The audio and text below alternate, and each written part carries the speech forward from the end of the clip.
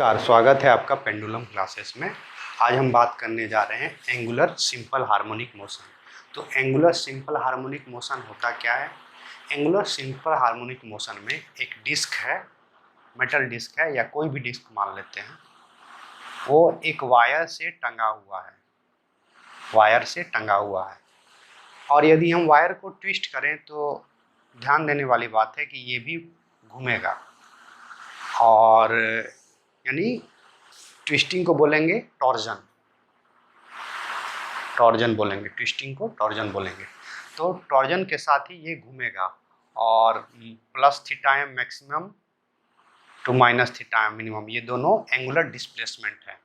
तो minus theta M से plus theta M के बीच इसका मूवमेंट होगा। तो इसमें जब हम ट्विस्ट करेंगे तो इसमें फोर्स नहीं, टॉर्क लगेगा, टॉर्क लगेगा। तो क्या फॉर्मूला होगा टॉर्क के लिए? Torque tau equal to minus kappa theta.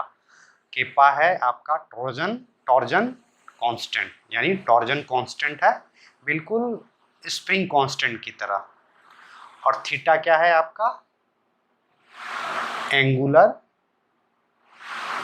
Displacement है। अब यदि हम इसको कंपेयर करें, इसको तुलना करें हुक्स लॉ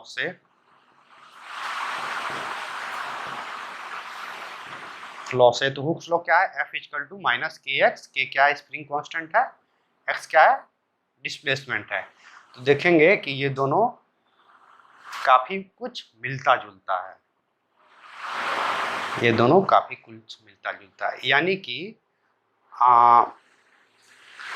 हम, और यदि सिंपल हार्मोनिक मोशन में टी क्या है? 2 पाई m बाय के टाइम पीरियड। तो उसी पैरेलल में हम क्या कर सकते हैं? m को रिप्लेस कर देंगे रोटेशनल इनर्शिया से। रोटेशनल इनर्शिया किसी भी ऑब्जेक्ट का रोटेशनल इनर्शिया निकाल सकते हैं न्यूटन्स लॉ से, और t equal to 2 pi root I by kappa. के की जगह पर, स्प्रिंग कांस्टेंट की जगह पे क्या हम पुट करेंगे? टॉर्जन कांस्टेंट को। तो ये है आपका ये है फॉर्मूला है टाइम पीरियड किसके लिए? Angular simple harmonic motion. तो इस तरह है, इस विशेष प्रकार के सिंपल हार्मोनिक मोशन को बोलेंगे एंगुलर सिंपल हार्मोनिक मोशन। अब हम एक प्रॉब्लम लेते हैं और उसको सॉल्व करते हैं। तो ये प्रॉब्लम है एंगुलर सिंपल हार्मोनिक मोशन से रिलेटेड। ये एक रॉड है जिसका लंबाई है 2.4 सेंटीमीटर, और वो मध्य भाग से टंगा हुआ है एक वायर से, और इसको ट्विस्ट करेंगे तो ये एंगुलर सिंपल हार्मोनिक मोशन करेगा। इसका मास है 135 ग्राम, और इसका टाइम पीरियड है 2.53 सेकेंड। उसी तरह सेम वायर, ये जो वायर है सेम वायर, दोनों एक ही वायर है, एक और ऑब्जेक्ट वाई टंगा हुआ है, और इसका टाइम पीरियड है 4.76 सेकेंड। तो हमको इसका रोटेशनल इनर्शिया निकालना है। तो रोटेशनल इनर्शिया कैसे निकालेंगे? तो सबसे पहले इसका रोटेशनल इनर्शिया, आईए का रोटेशनल इनर्शिया, जब कोई रॉड एल लेंथ का रॉड मिडिल भाग से टंगा रहता है, मतलब मिडिल भाग से इस पॉइंट से, यदि ये पॉइंट O है और O को रेफरेंस पॉइंट लेंगे तो इसका होगा ml स्क्वायर। ये है आपका रोटेशनल इनर्शिया इस रॉड का। अब हम सारा कुछ इसमें इनपुट करते हैं, तो होगा m कितना होगा? 0.135 kg, कन्वर्ट कर दिए kg में, और ये हो गया कितना? 12 है, 0.124 मीटर स्क्वायर। तो ये है 12.4 सेंटीमीटर है टोटल लंबाई। तो अब हम इसको कैलकुलेट करेंगे तो लगभग कितना लगेगा? 1.73 इंटू 10⁻⁻⁴ kg मीटर स्क्वायर। ये हुआ रोटेशनल इनर्शिया किसका, इस रॉड का। अब हम जानते हैं कि टी ए बराबर 2 पाई रूट आई ए बाय केप्पा। उसी तरह इसके लिए, इस ऑब्जेक्ट के लिए बी के लिए टी वी बराबर 2 पाई रूट आई बी केप्पा। अब हम यदि दोनों को डिवाइड करें तो कितना मिलेगा हमको, T A divided by T B equal to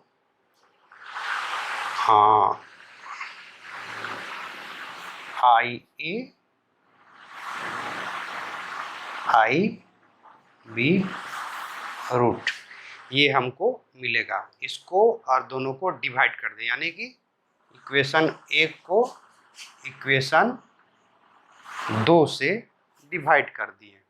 अब स्क्वायर करते हैं तो T A square divided by T B square equal to I A divided by I B. और हमको निकालना क्या है, आई बी निकालना है। तो I B equal to I A T B square divided by T A square, T B square by divided by T A square. और हमको ये सब टर्म का वैल्यू मालूम है। आइए कितना है, 1.73 into 10⁻⁻⁴ kg metre square. T B कितना है, 4.76 सेकेंड, इसको स्क्वायर करते हैं। टी ए कितना है, 2.53 सेकेंड, इसको भी स्क्वायर करते हैं। ये है आई बी। अब हम सारा यदि ये सिंपल कैलकुलेशन है तो कितना आंसर निकलेगा, तो निकलेगा लगभग 6.12 इंटू 10⁻⁻⁴ kg मीटर स्क्वायर। ये हुआ आई बी। तो रोटेशनल इनर्शिया इसका निकाले आई बी का, और इसमें दोनों वायर एक ही है, इसी कारण से रोटेशनल इनर्शिया निकाल सके। यदि वायर अलग अलग होता तो टॉर्जन कांस्टेंट भी केप्पा 1 और केप्पा 2 अलग अलग होता, तो हम इसको निकाल ही नहीं सकते थे। तो इस तरह हम एंगुलर सिंपल हार्मोनिक मोशन में इस तरह प्रॉब्लम को सॉल्व करते हैं।